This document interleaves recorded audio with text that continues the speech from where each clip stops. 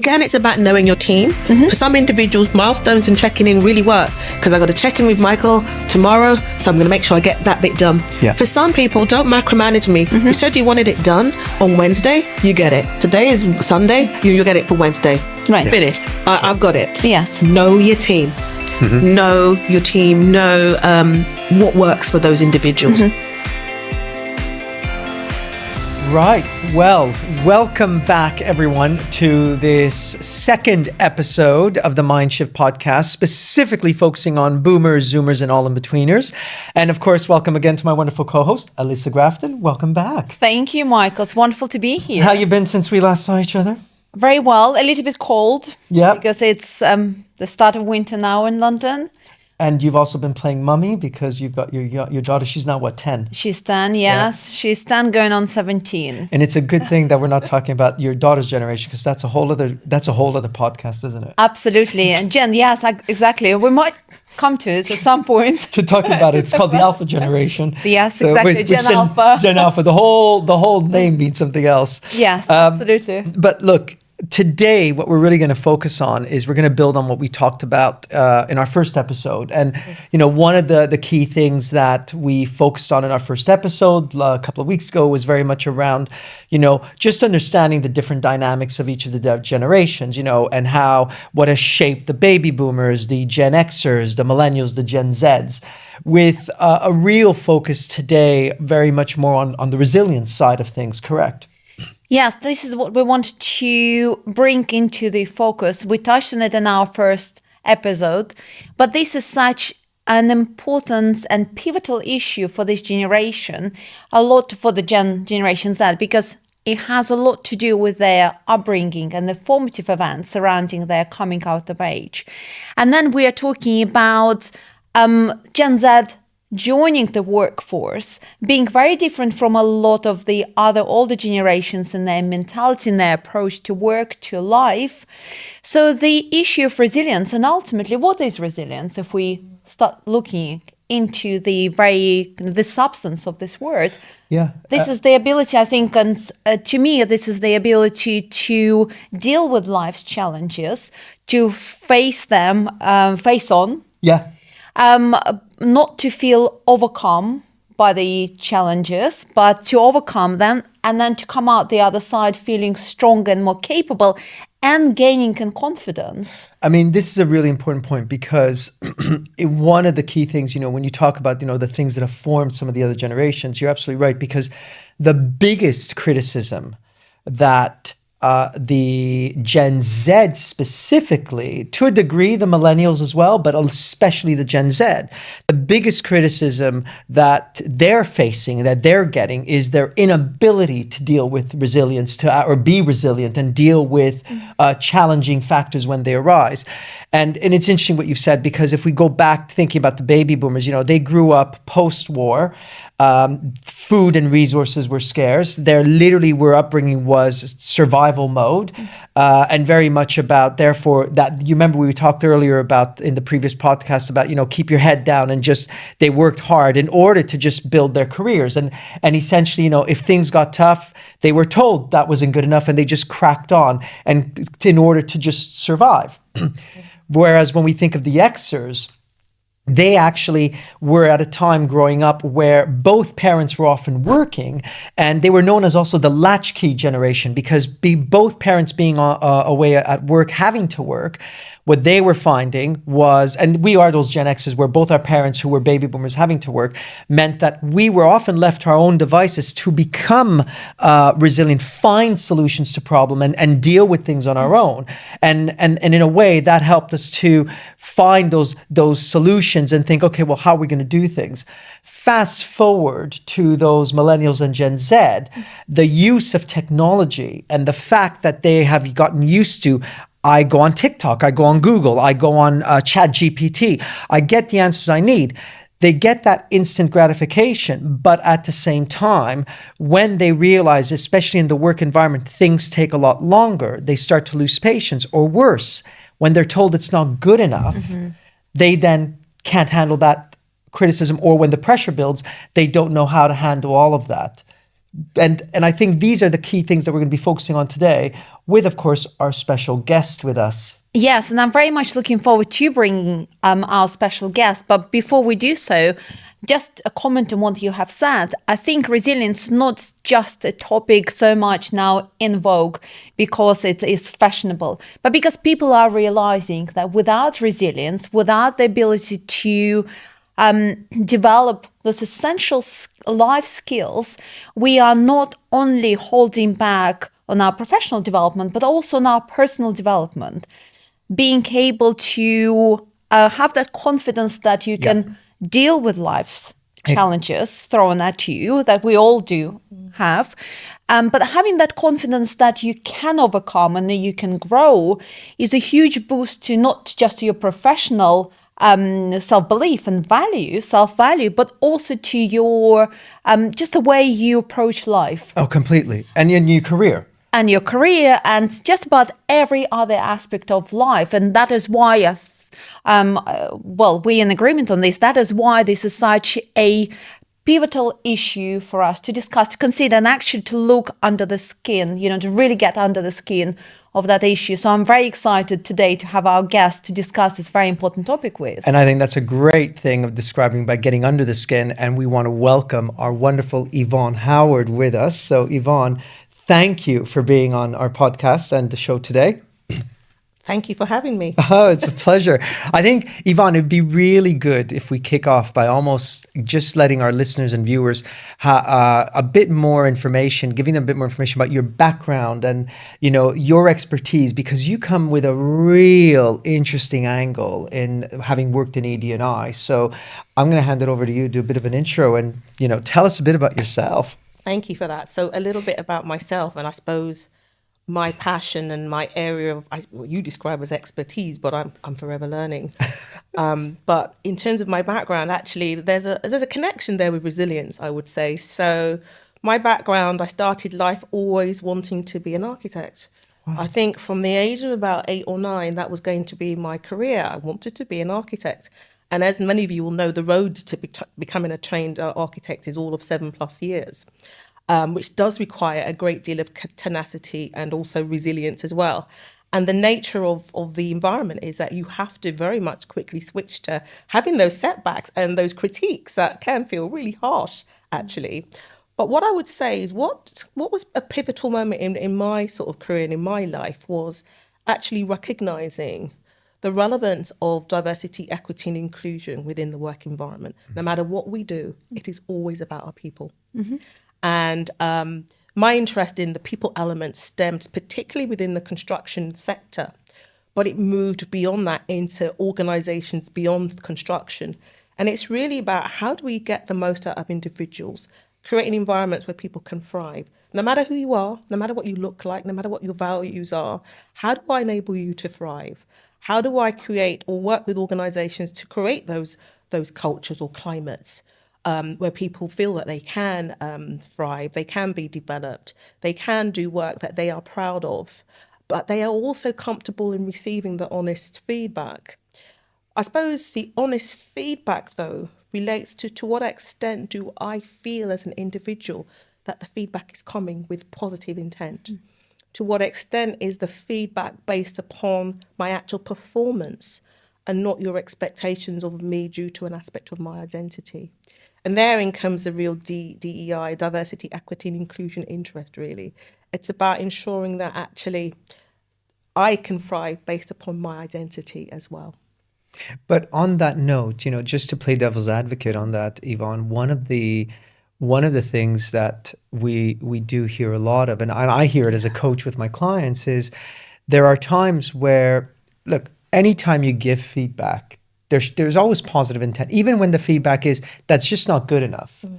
It's actually to help the person grow, thrive, develop, and actually be in a position where you want them to succeed. Yeah. As a manager, when I used to manage and run teams in large organizations, and I had to give tough feedback to my teams, I always just say, I'm doing this because if I don't give you this feedback, the business starts to question whether you're capable. And then it's a very different conversation we're having.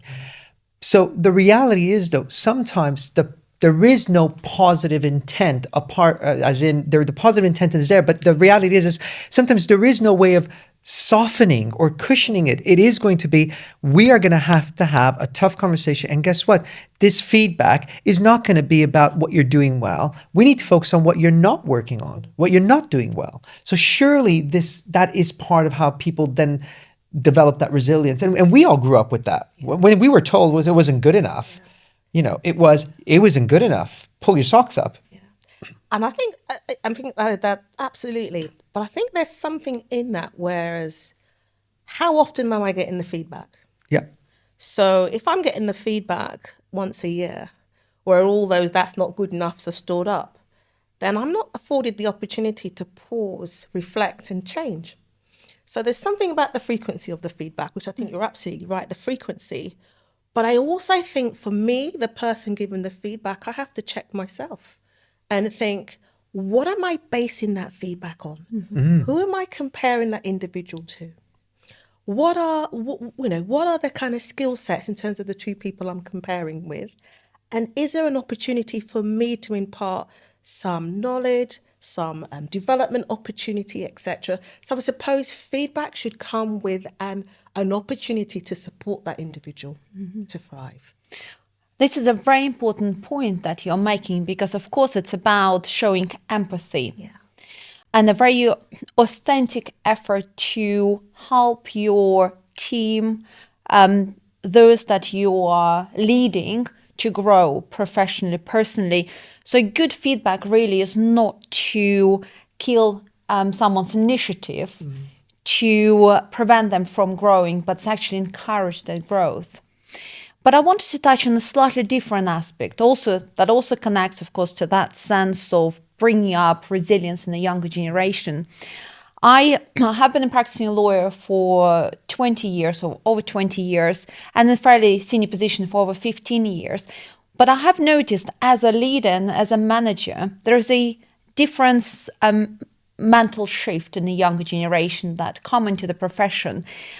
There is a certain expectation on behalf of Generation Z to be constantly fed some sort of, provided with a feedback. And of course, we all prefer to hear positive feedback over negative feedback. But I'm going to challenge that. But the reality is, though, all feedback is good feedback. Yes. I mean, let's look at it from a customer point of view. If you're dealing in the customer service environment, the biggest rule that someone who really is in who really values customer feedback and really thrives, organizations that do customer service well, are the ones that go, we don't care about the positive feedback. It's the clients who give us complaints and tell us this isn't good enough. That is our opportunity to change. And Michael, I'm in absolute agreement with you. What I have noticed, though, is that when I'm using that kind of mentality when I'm speaking to the younger generation, it's gets their backs up. It's almost, I also think that any feedback is a constructive feedback, especially if it's provided with that sense of empathy that you were talking about.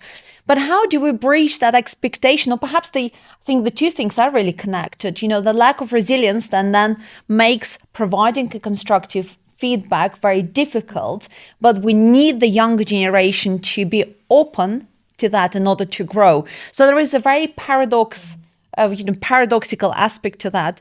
So in your view, how can we, as older generations, how can we manage that situation?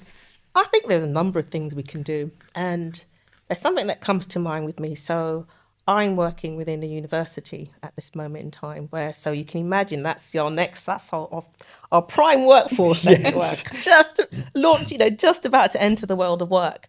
And one of the things that we have conversations with our students is something about knowing who you are, first of all, and knowing what your values are, because that's about grounding oneself. And I think that's also part of resilience, because resilience, I think the impact can be on resilience is when we don't necessarily know who we are as individuals. We don't necessarily know, or we do know what our strengths are, if we're going to use that language. And the areas that we might know that actually these are the areas I want to hone, I want to develop further. it's about having honest conversations with yourself. It's actually that. Yeah, It's with almost- yourself. Yeah, with yourself, and almost Yeah. what I'm hearing there is something I talk a lot about is, do I recognize and accept my blind spots? yes, yeah, yeah. And that's the piece. And so even when you're receiving feedback, and obviously tutors do this as well, even when you're receiving the feedback, you in your heart of heart will know, actually, that makes sense. Yeah, I can see that in me. Back to your point. Yeah, that's an area I know I need to develop. So it's about being honest with yourself, because you're far more receptive to that feedback. You recognize it, and okay, automatically you might not receive it in a positive way there and then in the moment. But when you step back away quietly, you think, yeah, I recognize that in myself. But Yvonne, I love this. What you've just talked. Oh my God, could go for hours. You said something really interesting. So I'm going to ask this one question. Having been working with in university, and perhaps even I've got my observations from my experiences. You've got yours. It'd be interesting to hear from you, Yvonne. Do you think, working in the universities, that this generation recognizes and, more importantly, honestly accepts their blind spots? I think, first of all, I suppose, let's bring in the age into it. And not that I want to be ageist, but sometimes recognizing your blind spot comes over time. Great. And they don't necessarily have had the sufficient time to really step back and recognize all their blind spots. They may recognize blind spots from, let's say, an academic perspective, knowledge, skills to a certain extent. But there is also, that they need that time and space to honestly own and recognize blind spots. But I think it's a two-way. So there's a two-way dynamic going on here. Because also, I think there's something about our Generation Z that is also about, they are driven by values. Values. Yeah. They are driven by, actually, what is your commitment as an organization to diversity, equity, and inclusion? What are you doing about climate change? So the things that you and I might have valued in terms of the workplace, it's certainly not cutting it for them all the way. They're expecting us as employers to equally see that too. I think also, and I think this is a business imperative for us to think about, is also we're not having as many children. That's true. I know that declining. it's declining. Right. And just on that point, I think it's fair. It's really important to recognize, all of us have seen this. There are a huge number of, I think every generation, regardless of where you are, will have blind spots. But we know for a fact there's a lot of those, to the point of values, a lot of those organizations run by baby boomers where they refuse to accept or even look at their own blind spots. And their attitude when Generation Z and millennials are going, what are you doing about climate? What are you doing about equity and inclusion? Their reaction is, don't tell me what I need to do. It's because I've gotten this far. And they go back to hierarchy. So let's be honest. This isn't about it's not just the millennials or Gen Z. Baby boomers are another one that we know tend to not acknowledge their, even with age. Yeah. I think, when they start to recognize their blind spots? When they retire. But there's something in there, absolutely. But there is something in that. We all, we all have those blind spots, because actually, I would go even further and say, because they're blind spots, we rely upon people to bring it to the forefront. If you've arrived at being in a position of power where you've never been challenged, how on earth are you going to really understand those blind spots? And it might well be, particularly if you're working in a hierarchical type organization, people don't feel comfortable telling you. It might be career limiting. So how are you ever going to really recognize and understand your blind spots? And then we have our Generation Z coming into the workplace that actually are more inclined through their values to say, but that's not right. That doesn't feel fair. That doesn't feel just. And you then can start to create a sort of discord. I'm going to use the word discord within the work environment. Yeah. And actually, I wanted to now use a similar word, but which conveys a very different meaning. This concept of having a very productive discourse on those kind of issues. Because I think what we are highlighting now is that there is a certain sort of, rigid sense in some older generations that we have, as Michael has said, we have arrived at that point, we've done well for ourselves. You know, the world hasn't quite collapsed. So we are aware of these issues. Yes. Yes, but you know, even when it comes to D&I, we've sat through a number of webinars, seminars. We've ticked that box. You know, surely we have done our part. This is sometimes, not always, but sometimes viewed as very much tick boxing exercise. But, and speaking from experience, actually, you know, but it does not deliver, of course. But I think the ability to, in my mind, the ability to bring those two sometimes very different points together stems from ability to have a conversation, a very educational conversation where rather than one generation telling to the other, this is how we view things and this is really what you should be now, the viewpoint that you have to inherit. It's about saying, you know, that is why it's important for us. That is why these issues are very much at the forefront of our minds. But tell us your position. So it's almost sort of mutual education to a degree. It is, but I guess I would argue, I think I'm going to be playing a lot of devil's advocate today. I think I would argue that the challenge we have is you can have the conversation and the discourse, and the reality is though that sometimes that conversation can no longer become a conversation because you get to a point where it becomes, and we all have seen this, where each party thinks they're right. And I think ultimately where we need to be aware of is that thing we talked about in the last podcast, where we said, you know, the generation feeling that they should be heard. They do have a voice at the table, absolutely. But you also have to recognize that what you know, based on your limited experience, regardless of globalization and all of this technology and information at the touch of a button, does not necessarily mean it is accurate information. And more often than not, what we find and what we know is happening is they're going and get information that backs their opinions and values and beliefs. What they're not doing is looking at it from a holistic picture or looking at all the other things going on. And I wonder whether, from your point of view, having seen and worked in the universities, Yvonne, you know, you are seeing this. And even one step further, do you find there's even a gender disparity between how genders, even different ethnicities, handle these challenges or of resilience and discourse and conversation? You know, so what are your thoughts? I think our Gen Z are far more sophisticated than that. I think, of course, we all do it. I do it. We all do it. We look for information to back up our belief. You know, Yes. Of course. We all do it.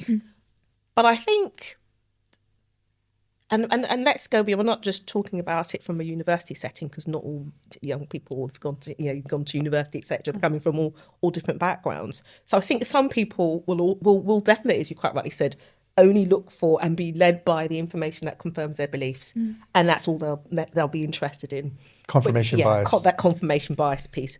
But you've got other individuals that actually have this understanding of critical thinking. So what are the other parameters that I need to take into account that might just dissuade my belief or actually broaden and expand my thinking about a concept or about an issue? And a number of people, younger people, are able to do that as well. But I do think, and this is where I really feel that, back to your point, identity, who we are, has a huge impact on the discussion. So what we're seeing more of, and I think it is the world of social media that is broadening our horizons in terms of, let's say, if I was to go back 10 or 20 years, I'll use myself as an example. Would I have been really attuned with the notions of microaggressions? I might have picked up these subtle behaviours in the work environment table towards myself and just thought, oh, that's a bit odd. I'm not quite sure why they behaved in that way. And then I might have put it together and said, well, I think it's got something to do with my identity, being a woman, being a racialised woman. But would I have used the words or articulated it as a microaggression? No. Would I have had the networks to quickly say, have you experienced that? Have you experienced that? And have you too? Really? You know, I wouldn't have had those networks and had that feedback so swiftly. Social media is opening the conversations about, sort of those subtle behaviors that just say that you don't quite fit in here at this moment in time, be it in a meeting, be it, within a team, be it in a role of senior leadership. So you're absolutely right. Our backgrounds have a huge impact. And that piece about resilience is some of us will experience the sort of subtle microaggressive behaviors on a day-to-day basis that erodes your resilience. So we don't necessarily always bounce back, let's call it that way, as swiftly as maybe others, because this is something that we are attuned to on a day-to-day basis.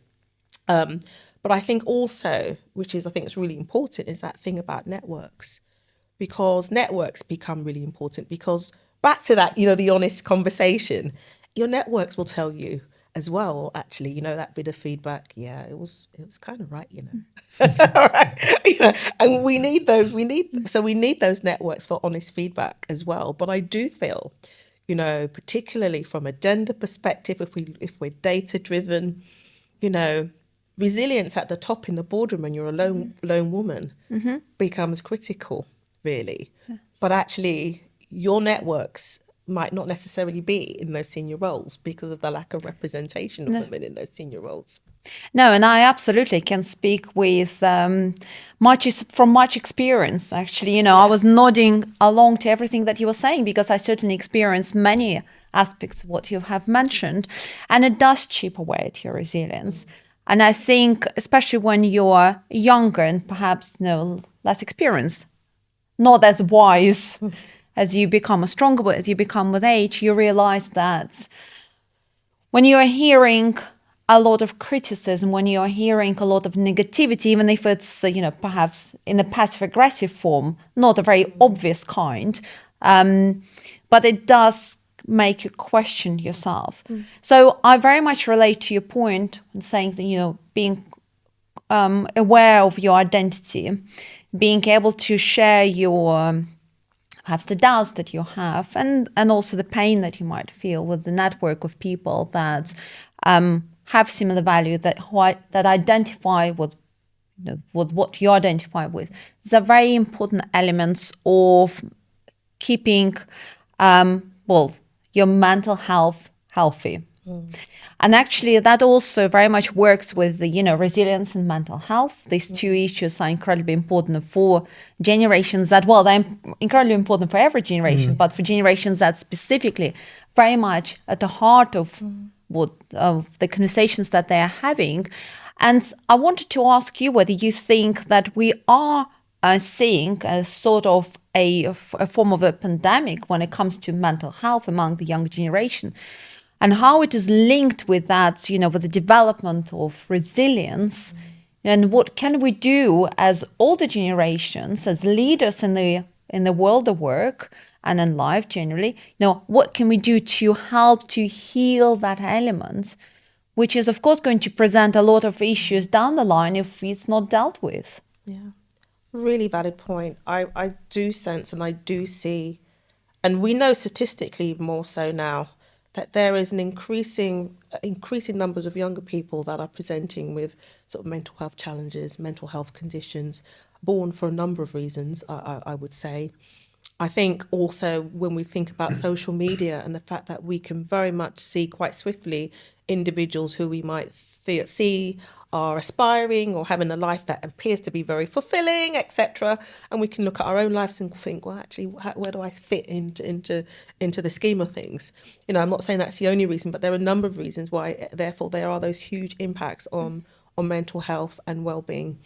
I think for us within the workplace, we have to acknowledge that. I think one of the things that we can do, and we are doing, of various organisations, is something about flexibility. Yeah, flexibility in the workplace. There might be times where individuals aren't always feeling that they're shining and performing to their best. We need to have that kind of flexibility in the workplace that if I have a conversation with my manager, it's not going to be viewed that actually this person's not pulling their weight. This person's not fulfilling their objectives. This person's not, but actually at this moment in time, in this person's life, there are challenges, And we, and as a workplace, the support can look like literally flexibility. It might be actually, usually you coming at 8:30. Why not coming at 10 this morning? You might need more time to actually seek counselling and coaching. Allow people to have those counselling, coaching moments. I say organisations that get it already have that part of their offer. So you can anonymously, have a number of coaching, counselling sessions as well. But on that note, then, Yvonne, surely, and we've worked together from an ED&I point of view, and the things we've talked about organizations needing to implement. At what point does it become where, and you're absolutely right, there's a valid point where you end up saying to someone, what, this person's at this moment in time, they're not performing, or they've got issues. Great. What leeway do we have? I've had team members where they've had, situations with alcohol abuse, and immediately it's been, right, get them help, what support you need, phase return back to work, you're taking time off, we're going to really, because you do that. But at what point does it become where actually, because this is the challenge organizations face, they go, at what point does it become where surely I'm running a business, and if this is becoming a recurring pattern, then we have to ask the question whether, is it really a mental health issue? Is it really about resilience, or is it that perhaps this person doesn't have the capability and capacity to do the role, and therefore it's a very different conversation? The other side of that is, at what point does it become where a lot of organizations are, and we've heard this, it feels saying, I suddenly feel like my role in the company, as a manager, or even the people at the top, at the C-suite, are going, at what point do we move away from being an employer, and we're now becoming employer and parent and coach and counselor and therapist, it almost becomes this pressure that the company is supposed to sort out my whole life. And one could argue, but that's not what we're there to do. We can put in protocols, the coaching, the employee assistant programs, EAPs, but when does the line get blurred? And I think it's a valid point, but I think for employers, we need to be clear. We need to really clear about when the lines get blurred. We need to be clear that we're not creating the situations for our employees, as well.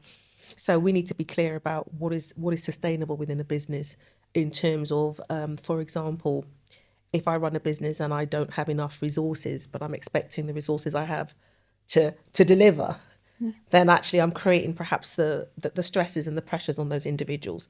So I think there's something about, first of all, understanding actually what it is that I want each individual to do. How achievable, all the kind of smart conversations, how achievable it's time about all those sorts of things first. Because what we want to be really clear is actually we're not creating the stress factors that are impacting upon someone's resilience. That's the first thing. The second thing I would say, so here's a really good example of the point you raised. Years ago, I can imagine there weren't many organisations that would even think about domestic violence. That happens not in the workplace, nothing to do with us.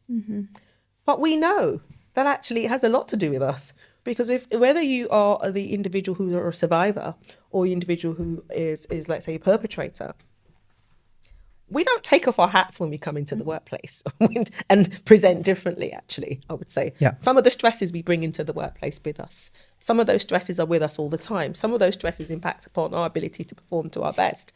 So I think as employers, we need to be mindful of, when is it beneficial for us to lean in to a certain extent to provide support? When does it become, back to your point, actually, that's as far as we can go? When do we signpost, which many organisations do already? When do we just signpost colleagues to other external support mechanisms, functions, etc.? But we need to be clear on that, and I think that's the point. I also think that let's put it this way. I'm going to throw this out. You go out there, throw it. This is a safe space. Throw it out there. I think that there are a number of managers that actually, I'm uncomfortable with the touchy-feely person. Yes. That's not me. You're here to do a job. What is it with that You're here to do statement? a job, What is it with right? the statement touchy-feely? Yeah. I've never, because all I'm thinking about, sorry, but touchy-feely in my generation literally means touchy-feely. Yeah, absolutely. It's like, what is it about? Why are we afraid of talking about emotion? And therein lies the difference between Generation Z. Very, very sophisticatedly attuned with one's emotions. Yes. Right. And I think here's the discord, as you're saying, very in tune with one's emotions, very attuned with empathy. And we have managers, they're not all managers, dare I say, don't want to generalize, but we have some that are not comfortable with that. They've come to the role as a manager because I know my area of expertise infinitely well, but the element around people management, the element around the empathy, how do I motivate people? Again, there's different motivator levers depending on who you are.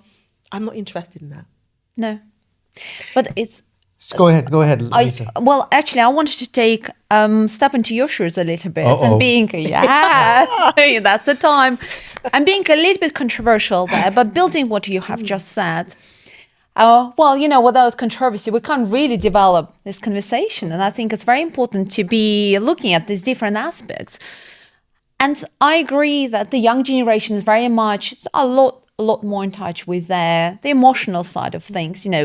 It's okay, absolutely fine to say now in the workplace, I feel X, Y, Z.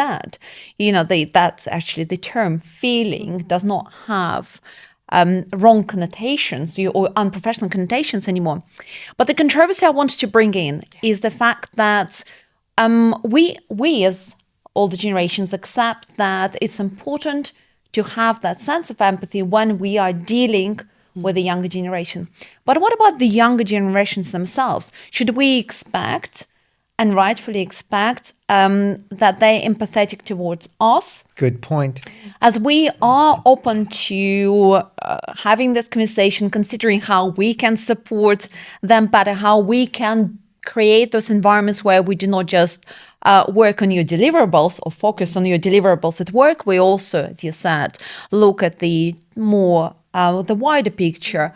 What are they like outside of work? What challenges our workforce are facing at the moment? We need to be alive and alert to these things.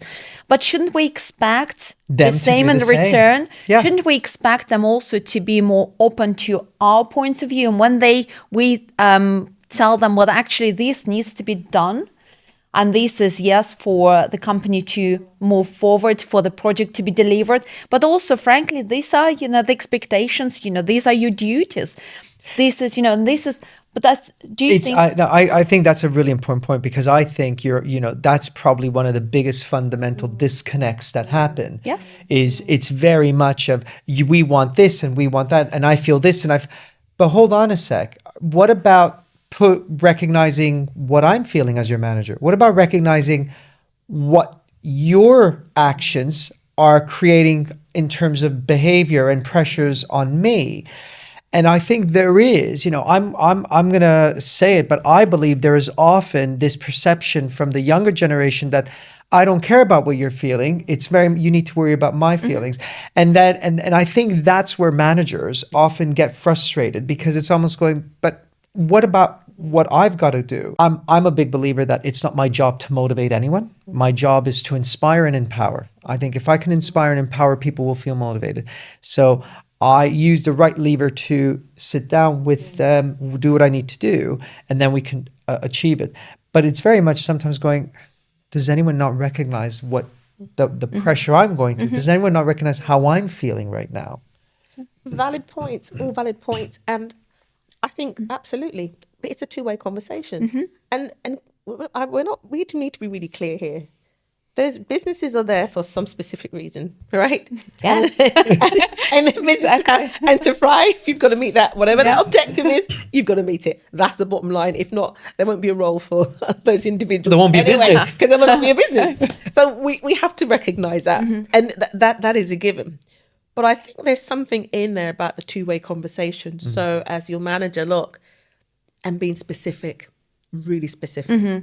So as your manager, I've got, there are some real certain pressures from above because things have to be done by this date for this reason. Sometimes people aren't given the bigger picture, so they don't see how their piece of work, how it relates back to the wider picture. So I need to have this done by this time for this specific reason. You might, depending, and again, it's about knowing your team. For some individuals, milestones and checking in really work because I've got to check in with Michael tomorrow, so I'm going to make sure I get that bit done. Yeah. For some people, don't micromanage me. You said you wanted it done on Wednesday, you get it. Today is Sunday, you get it for Wednesday. Right. Finished. I've got it. Yes. Know your team. Know your team. Know what works for those individuals. And I think people are, and I'm going to use this word, they're not even dishonest. People hold back and don't tell you things. If you don't create an environment where if I tell you something, it's not going to be used in a negative way. Psychological safety. Yeah, I'm going to feel safe. So you as a manager have to feel safe as well to say, look, these are the critical factors. These are the parameters. You know what? As a team, our backs are up against the wall, team. Yeah. There are going to be some cuts coming along the way here, team. Yeah. We've got, let's just be honest. And I think if that works, can work. But I think it is really back to, as you said, managers have to feel comfortable to show vulnerability to their teams. I am your manager, but I'm human, right? And I have vulnerabilities too. I love that actually the topic that we're now talking about, vulnerability, because I think that this is the word. Oh, as we know, 10, 15 years ago, for sure. I mean, we'd not even hear it anywhere within the professional context. Vulnerability, well, in fact, vulnerability did not belong in people's vocabulary generally, but certainly not used in the professional context. And now we're talking about not only the staff being vulnerable, but actually managers admitting to the fact that I'm under pressure. I need to deliver, and I need to lean on you, rely on you. And having that freedom to, and also I think a sense of trust. Ultimately, you cannot be vulnerable, or you cannot expect someone to be vulnerable if that sense, the general space, trusting space is not there. And of course, trust can not only work in one direction. I cannot trust you, but you cannot trust me. It has to be a two-way street. So it's really, feeding back into my previous point that really the expectation is not that you have to trust me as a younger generation, and therefore share your concerns, but also I have to trust you, that I have your ear and your attention when I'm sharing with you my concerns. I mean, the vulnerability piece is something that sits across all generations because we've been, we've all had managers who've been older than us or in the same generation as us. And the reality is it gets back to that point about the touchy-feely, the emotional side. The reality is that, and I think a lot of organizations are now coming to the realization of this, is there are some people who are brilliant experts in what they do in their field, but they are not people managers. And I've always been a big believer that you do not promote people into people management positions if they do not have the emotional awareness and intelligence to be able to have those type of conversations. We are seeing shifts starting to happen where organizations are moving towards perhaps creating structures where people become specialists in their functions, can get to very senior roles, but we don't make them manage people. They might manage a project, but let's not make them manage people because actually they don't have that skill set. I think ultimately the message I'm hearing though is, as we bring this conversation to a close, is very much that essentially it comes down to, number one, everyone, regardless of generation, know who you are. Know what you stand for, know your blind spots, know your strengths, be open to the feedback, recognize that you are not perfect, but also that feedback is there to support you. The people giving feedback, be aware of how you give the feedback. I'm hearing also that a lot of it is therefore around supporting people and what organizations need to do in terms of recognizing where it's a moment in time versus it's consistent behavior. Anything else that you would probably add, either of you, on that? And to kind of summarize?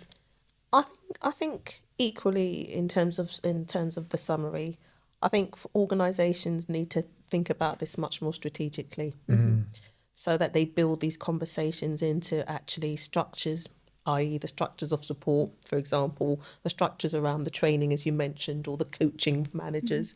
So they need to kind of step back and build this in more strategically as well. I agree, but also I think, and we talked about this today, but developing that understanding on different levels. Yeah. We have to have this exchange of experiences. How is it for me? So I'm interested how to know how it is for you, but I also expect that that interest is reciprocated. The reciprocal. Yeah. And you are interested, or at least open to hearing how things are for me and from my perspective, because I think if we do not have that two-way conversation, things really not going to improve. We're just going to be talking about improving things for one generation, for example, or for a certain part of the workforce, but not generally. So I think that is a very important thing to bear in mind. And I think it's something from your point, Alisa, and it comes down to something you said earlier, Yvonne, is that the psychological safety has to be both ways. Yeah. The psychological safety has to be for, number one, for that younger generation to be able to talk about what's going on, what they're feeling, but for the managers who are of the older generation to also be able to go, you need to recognize this is the impact, your behavior, this is the impact, this quality of work, or me doing this for you, this is the impact it's having on me or on our team and the business. Because there's got to be that does psychologically has got to be two-way. Because I think more often than not, we talk about psychological safety and we're always thinking about it from one generation only and not looking, well, hold on, what about for the others? Because a lot of managers are afraid of saying the wrong thing. Yeah. But we also have to recognise that we're looking at this from a generational perspective in terms of, and that's mainly an age dynamic, but you also have the intersectional overlays. So you're going to have nuances based upon maybe gender as well within that mix, ethnicity within that mix as well, for example, issues around your sexuality, etc. So it's disability within that mix. So, that's creating that two-way psychologically safe space is really critical. And for some managers, they might not even have the opportunity to step back and think about, actually, even in my role as a manager, to what extent does my identity impact upon my confidence or sense of worth or ability to manage as well? And all that has to be factored into. I feel like we have covered so much in this conversation today.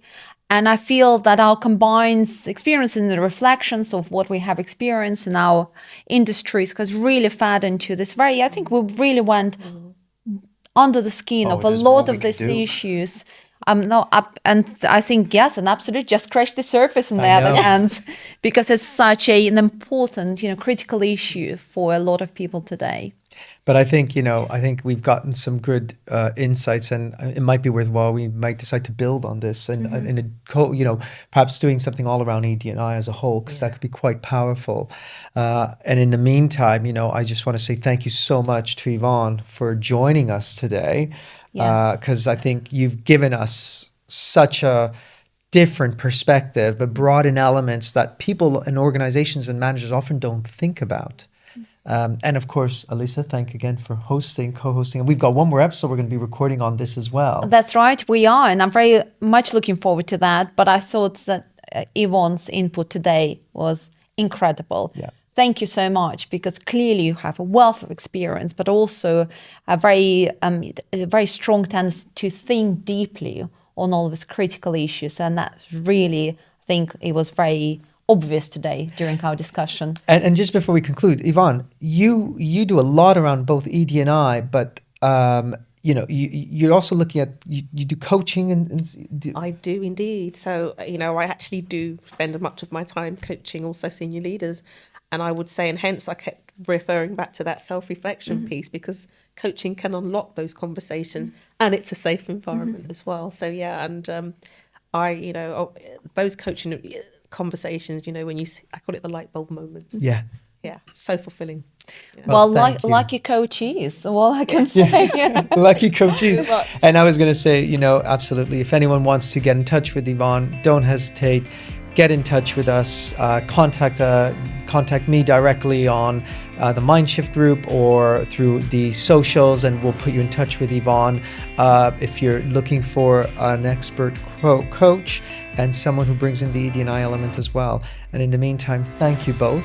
Thank you. Thank you. Thanks for having me. Thank you. It's a pleasure. Thank you for doing this. And we look forward to having you all on our next podcast and joining us. To all of our listeners and viewers, remember to follow us on our socials. And as I always say, remember that you have the power to design and drive your future.